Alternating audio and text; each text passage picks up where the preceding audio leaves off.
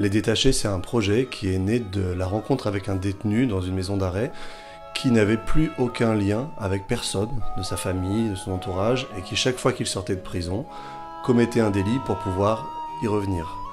Et la rencontre avec cet homme m'a posé beaucoup de questions assez intimes, et du coup j'ai réuni un groupe de travail d'artistes professionnels, et on a travaillé autour de ces questions. Qu'est-ce qui nous rattache, nous, réellement au monde ?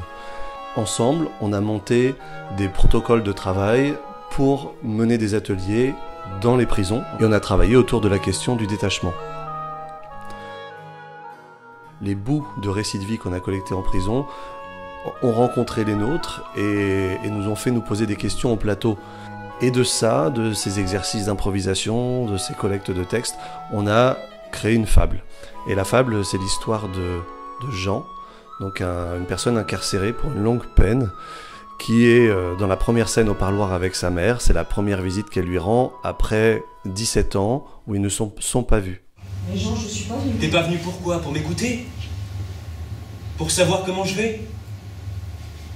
Tu voulais quoi? Faire une visite? Sentir l'odeur?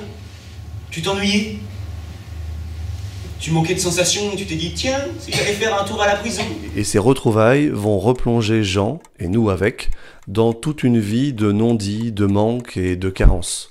Donc on va traverser la vie de Jean à rebours, on va avoir des bouts de puzzle de sa vie, et qui vont nous faire rendre compte de ces parcours carencés, puisque c'est ça le point commun de toutes ces personnes qui se retrouvent en prison, ce sont des parcours carencés.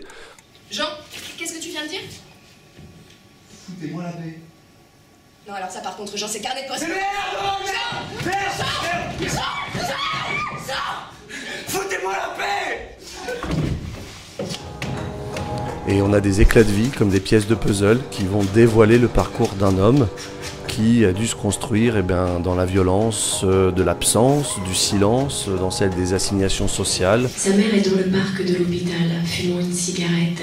Son père, lui, Ta regarde gueule. France. Quoi? C'est chiant. Quoi? De déballer toute ma vie.